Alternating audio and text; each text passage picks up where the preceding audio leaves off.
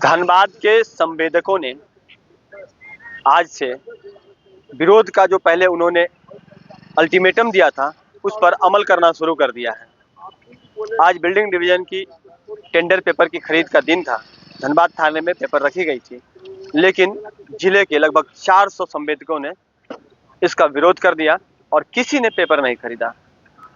6 करोड़ की लागत से जिले के अलग अलग विद्यालयों में मरम्मतीकरण के लिए टेंडर निकाला गया था और तमाम संवेदक यहाँ पहुंचे जरूर, लेकिन किसी ने पेपर नहीं खरीदा।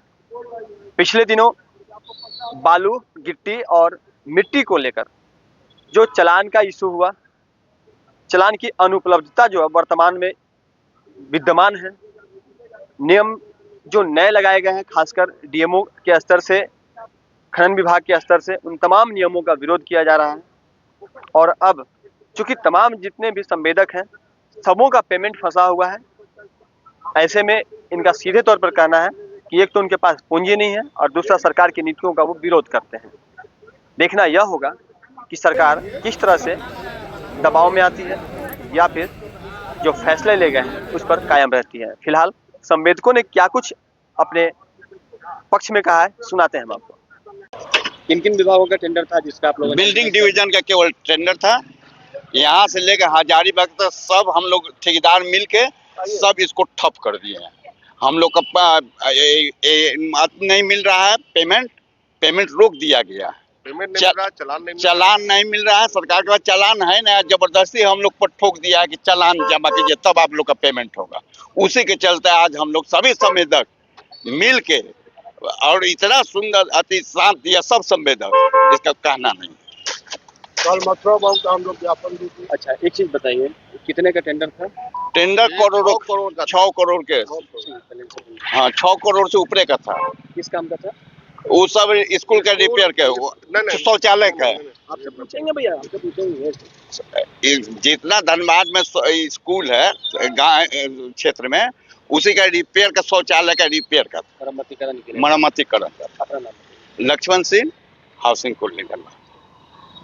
हम लोग विरोध किए सरकार के नीति के चलते।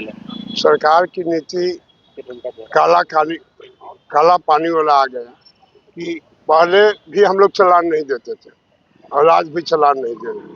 पहले चालान नहीं देते थे तो 100 रुपया चालान हुआ, उसका 200 रुपया काट लेता था। अब कह रहा है कि 200 के जगह पर 1200 काटेंगे, 10% बेसी काटेंगे। हम लोग को बिल 10 लाख के हो रहा है तो 12 लाख चालानवे हो जा रहा है। कोई काम, हम लोग बेरोजगार हैं, पैसा कौड़ी लगा के अपना खून पसीना करके देहात में काम कर रहे हैं, 2 पैसा कमाने के लिए। गवर्नमेंट भी कहती है कि 10% इन लोग को बांटे। हम लोग इनकम टैक्स जो भरते हैं, घरे से तो नहीं लगेगा। अविवेकपूर्ण निर्णय, अविवेकपूर्ण। तो ये कब तक आप लोग? जब तक इसका फैसला नहीं हो जाए, जब तक मांग पूरा नहीं होगा, निश्चित है ऐसे नहीं, पूरा झारखंड में हम लोग बंद करेंगे। धनबाद जिले में टोटल संवेदकों की संख्या कितनी है जो इसमें आज आते हैं? आज होला में 400 है और पूरा सब मिला के 10,000। पूरा जैसे नगर निगम, जिला परिषद, आरईओ, विशेष प्रमंडल, लघु सिंचाई, यहाँ तो डीएफटी फंड के करोड़ों आरईओ में निकलता है।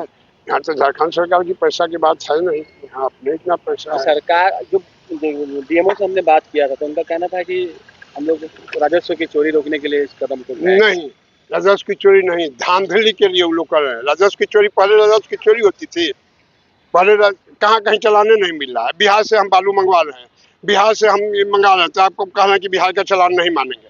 आप उनसे पूछिए ना कि कहाँ चालान, कौन तो कहना है कि बिहार का दूसरे राज्य का चालान हम लोग मान्य कर रहे हैं। ना कह रहे हैं। दूसरे राज्य का, तो राज्य का चोरी नहीं होगा, किसी राज्य का दूसरे राज्य में जाएगा, वो पैसा लेगा तब ना देगा। ये कौन विवेकपूर्ण है? आप काम कर रहे हैं झारखंड विरोधी। अपना नाम? राजनारायण पाठक।